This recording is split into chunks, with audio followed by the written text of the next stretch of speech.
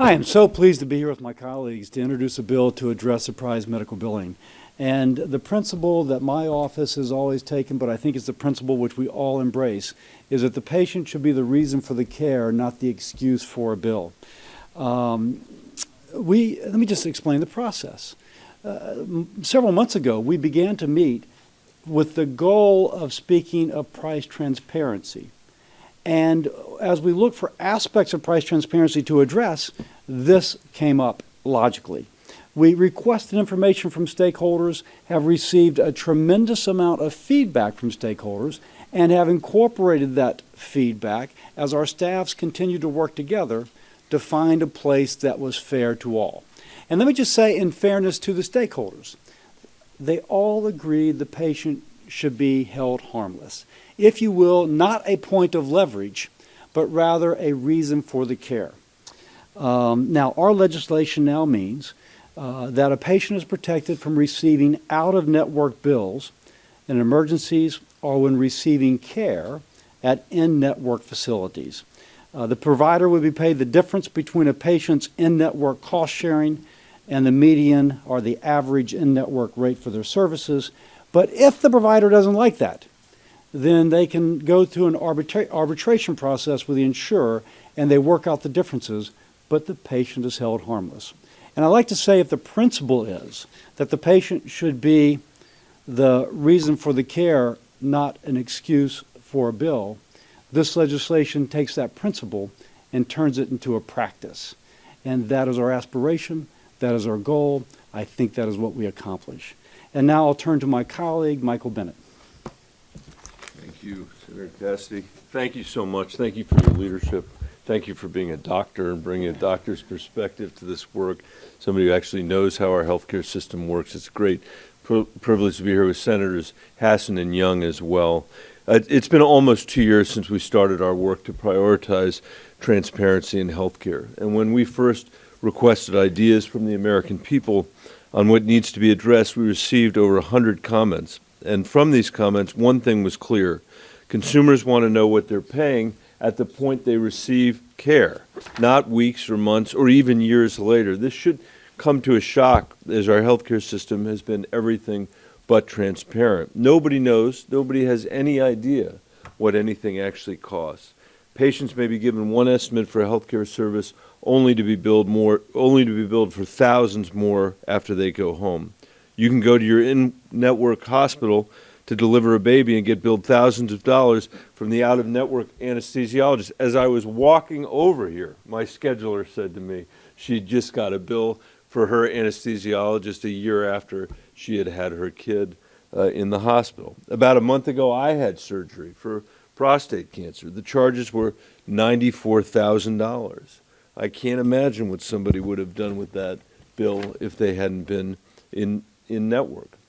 And what's even more egregious is having health insurance and receiving a bill like this because it was an emergency and you had no idea who was on staff in your in-network hospital. The last thing a patient should have to worry about is being blindsided by unanticipated and potentially financially devastating medical bills. That's why we've been working with the patient and medical communities to find the most viable pathway forward on this bill, and we've arrived at a solution that will fairly reimburse providers for their services with an option for providers or insurers to appeal a payment and go to arbitration. This bill is the result of months of bipartisan work, and I want to thank all of my colleagues, the ones I mentioned earlier, and Senator Murkowski as well, for her work on this legislation. I look forward to continuing discussions with the Help Committee so we can finally take action on surprise medical bills. We have so much work to do to fix our broken healthcare system. In my state, whether you're for the Affordable Care Act or whether you're against the Affordable Care Act, people are deeply unhappy, deeply dissatisfied with the way their families intersect with America's healthcare system. This is a real step forward to make a difference for the American people. And with that, let me introduce Senator Young, and he can take it away. Well, thank you. It's a privilege to be here with my colleagues. You might say this legislation is designed to make it safe for Americans to open their mailboxes again. Too many American families have been hit with costly surprise medical bills at their most dire time of need. This includes Hoosiers who've been caught off guard by huge unexpected medical costs despite doing their research in advance. One of my constituents from Kokomo, Indiana, wrote to me about her experience with surprise medical billing. She went to a hospital in her insurance network, but that hospital uses out-of-network emergency room doctors, which is common. She was stuck paying $1,300 not knowing the ER doctor was out of network. She's attempted to appeal with no success, and she wrote to me, quote, "This is a totally unfair practice. In my opinion, fraud, because the patient has no idea that the doctors are out of network until they receive the balance bill. These patients are, for the most part, too sick to even question whether the doctors are in or out of network. Something has to be done." Well, we are doing something. Another Hoosier from Osceola, Indiana, wrote to me about her daughter's surgery to remove a tumor. She researched the lab, she researched the doctor, she researched the surgeon and the hospital, and even communicated with her insurance company to be sure, to be absolutely certain that she was covered. But despite doing her due diligence, she was later surprised to receive a bill from an out-of-network anesthesiologist, which was turned over to a collection agency. No one wants to get these letters. No one wants to get these phone calls.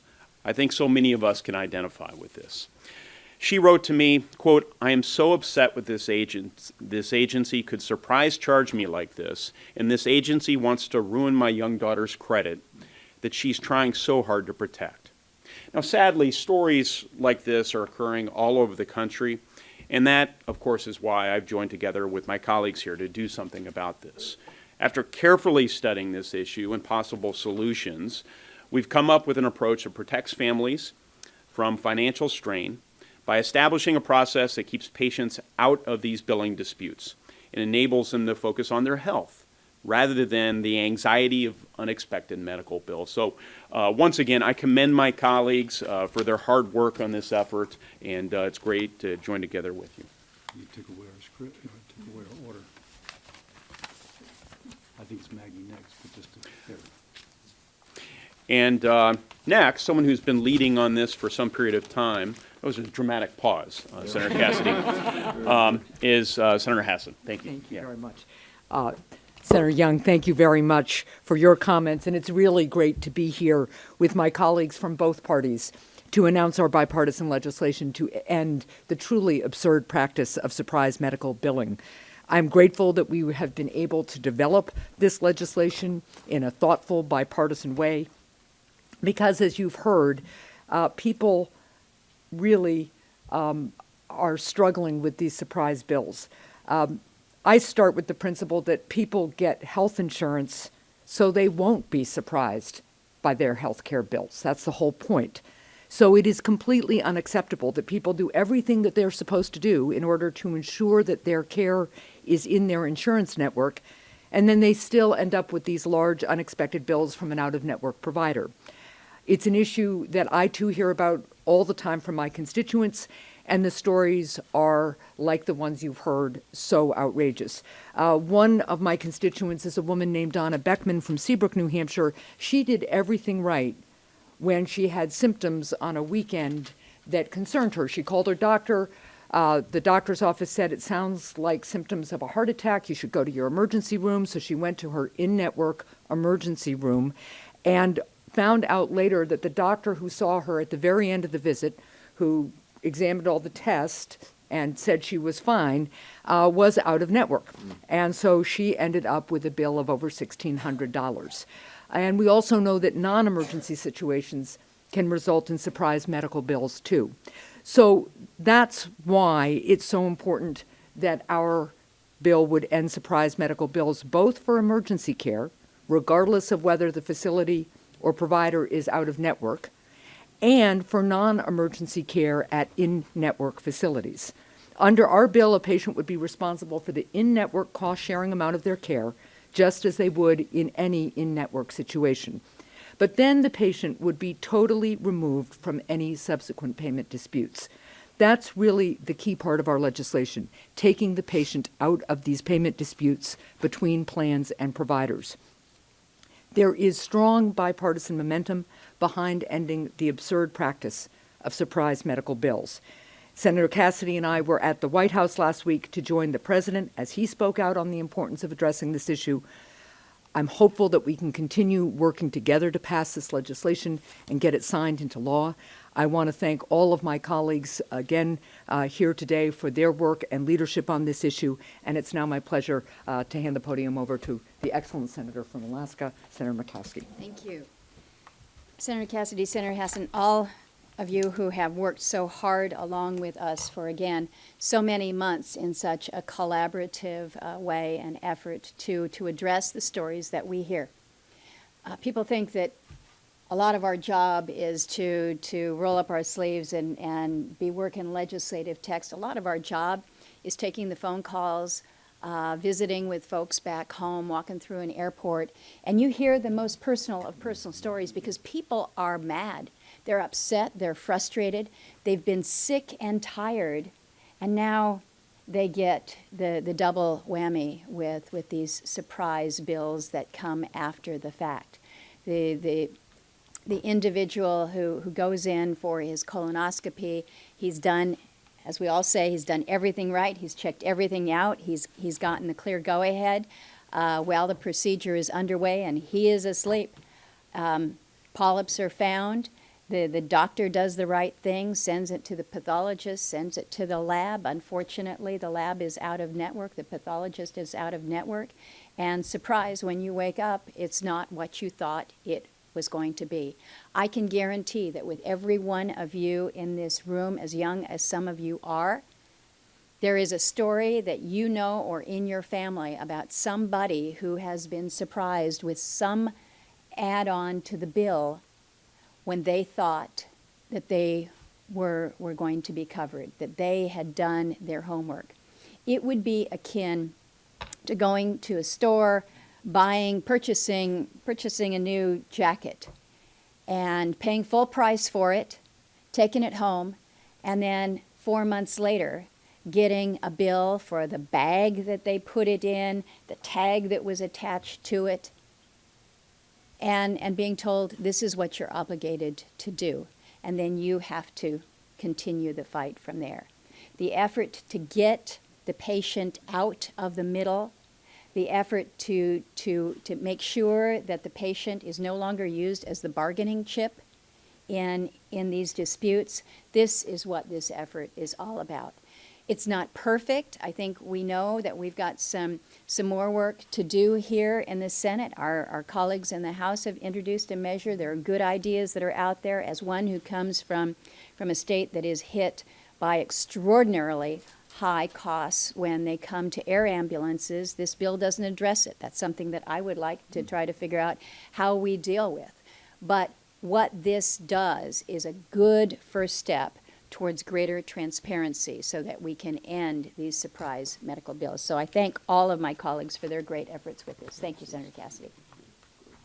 Any questions? Yes, ma'am. I'm Sarah Hanson with Bloomberg Law.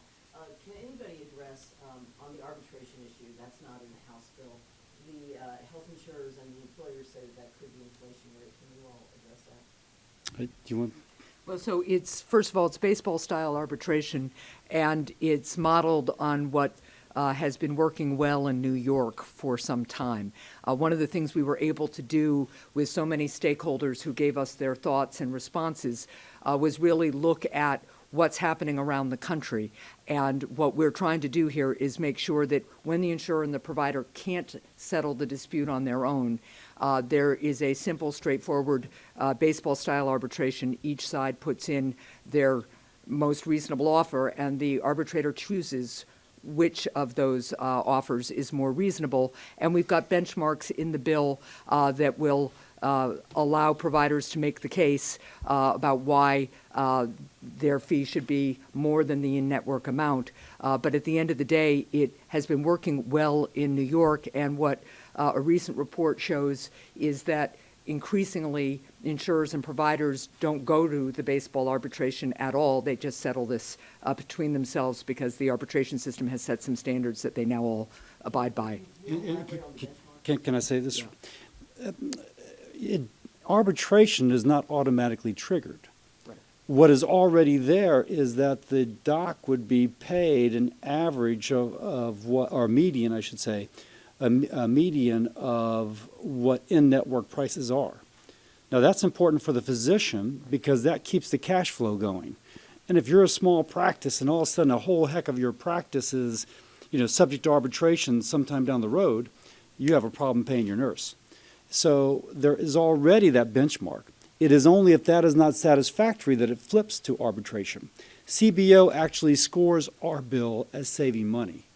So I think people are fearful of change. CBO says we save money. Again, it's the average of in-network pricing. Median. Median. Yeah, you said. Yeah. Yes. This question is for Senator Murkowski. Can you elaborate on the air ambulance aspect? What are the challenges? How about $100,000 to get you from your village to Anchorage, where you will receive your medical treatment because you have an emergency? The reality is, when you're in a state where 82% of your communities are not connected by road, you have to fly. And if you're in an emergency, you need to have that AirMed, that medevac, sent out to whatever small, remote, isolated, islanded community you're in. And it has to be immediate and on demand. You have to send the flight crews with it, so they're expensive to begin with. You add the tyranny of distance, and you can be looking at medevac flights that are anywhere from $50,000 to $100,000. Some people have insurance that covers that because they know that is a part of what they deal with living out in a remote area. But if you think health insurance is expensive in the highest cost state like Alaska, think about what your medevac insurance would be. So this is a significant issue for those of us that come from rural and highly rural states like Alaska. And can I just comment on that? Mm-hmm. One thing to say, Susan, the jurisdictional issue is that this is actually an FAA issue. And so we would love to address it, but it's going to take something a little bit, trans-jurisdictional, if you will. And we've been discussing this with Commerce Committee. And I also want to thank my colleagues for correcting me. It is the median, not the mean. And lastly, Tom Carper's not here, but Tom Carper's office was very much involved in this, and I also want to stress that. Got a bunch of questions. Yes. I know the White House and Senator Lamar Alexander have expressed some concerns over arbitration, so I was curious what is the path forward for this. Do you guys have any commitments from Senate health leadership that they'll use this approach for their broader health cost package? We've discussed this with the Senate leadership. I think you see here kind of getting that sweet spot.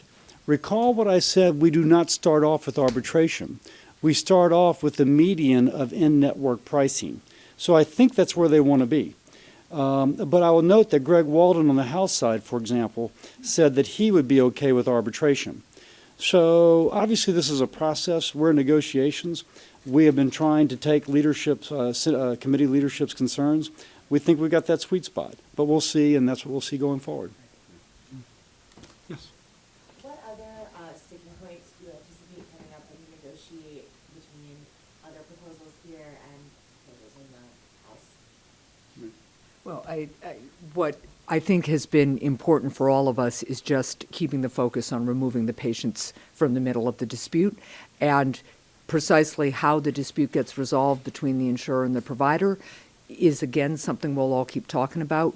To Senator Cassidy's point, we think we found a place where both providers and insurers have a fair process if they need it, and we want to just keep focused on getting the patients out of the middle and keep talking to our colleagues, because I think we all believe there's a path forward, and the American people are absolutely demanding that we address this. Every day that we don't, people are to Senator Young's point, opening up their mailboxes and getting surprise medical bills often that will impact them very severely financially. Liz? Obviously, there have been a lot of points about how this varies from what the House has proposed. You have a bipartisan group here, but I'm curious if y'all have had discussions with some of your House colleagues, if there seems to be any sort of consensus behind this bill as proposed. I can't say that I personally had those discussions, but I will point out something. That when we came together, everybody behind me plus Carper and Murkowski, and said we want to start working on price transparency, we put out a document as regards price transparency. There are a lot of similarities between that document that we put out several months ago and that which the Democratic-controlled leadership of Energy and Commerce just put out. That's pretty good. But what we did with that, and I'm not criticizing them, we're just a little bit further along the process, is we had a request for information from all the stakeholders. And we got that information. They were very generous supplying. We've digested it. We've talked about all our considerations. Murkowski lives in a state in which, you got 750,000 people over something half the size of the lower 48. They have a different issue than New Hampshire, which has, I think, 32 hospitals? 26 hospitals in a state which is, shall we say, smaller than Alaska. So I think what we've taken is those broad principles that they are starting with, and we have brought it to this legislation. So I'd like to think that we will converge at the same point, and that they will kind of like what we've done.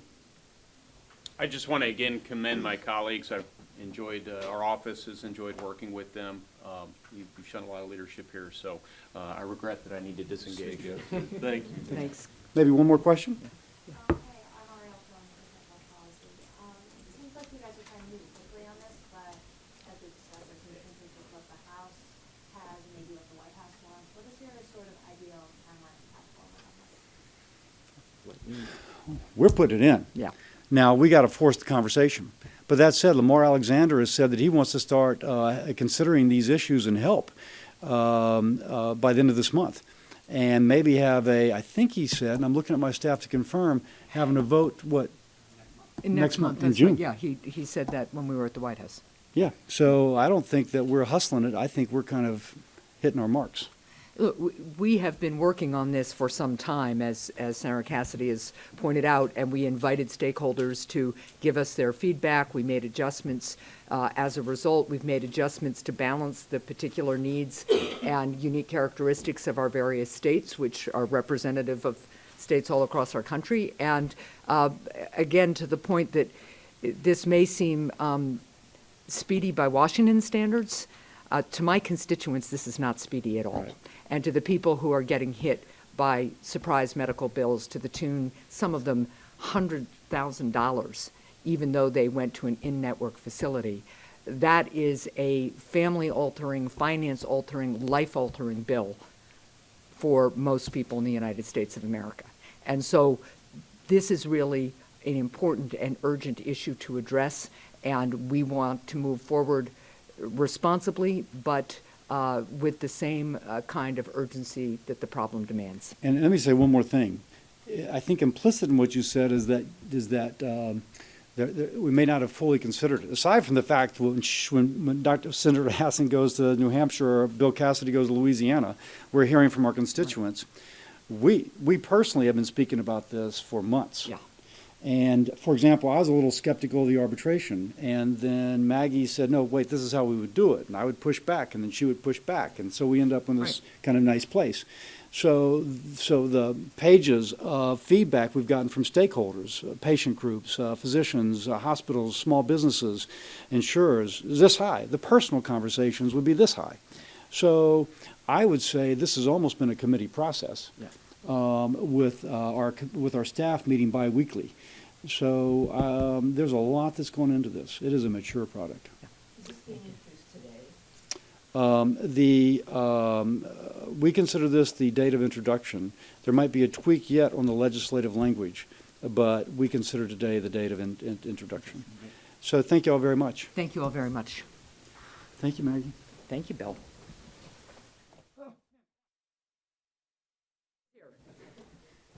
One Yes. more reason why public transit can foil you. Yes.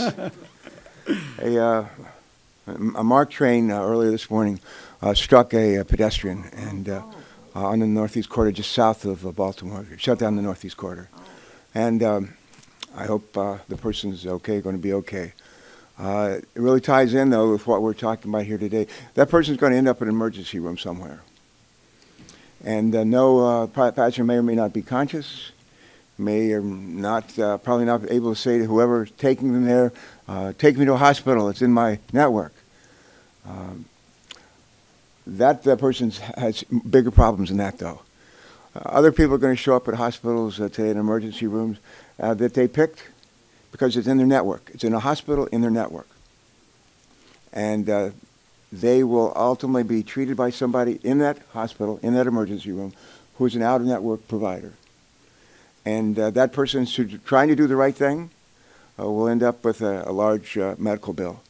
And in some cases, many cases, not have the ability to pay for it. I'm told that 40% of the people in our country don't have more than like $400 in cash to be able to pay their emergency bills. Later today, Bill and I will, before we go to our caucus lunch, Bill and I will be in a Bible study with Barry Black, who is the Senate chaplain, retired Navy captain, retired Navy admiral, and former chief of chaplains of the Navy Marine Corps. Every week that we're with him for a half an hour, he stresses to the 7 or 8 of us who show up, we're usually those of us who need the most help. He will stress to us the golden rule, the need to treat other people the way we want to be treated. And he always reminds us it's the most important rule of all. And I think if there's ever a piece of legislation that reflects that we should love our neighbor as ourselves, treat one another as we'd want to be treated, always put ourselves in somebody else's shoes. This legislation is that bill. So I wouldn't say it's divinely inspired, but we're going to work very hard with all of our God-given energy to get it enacted here in the Senate and the House and get it signed into law. It's the right thing to do. Thank you so much. Thank you. Thank you.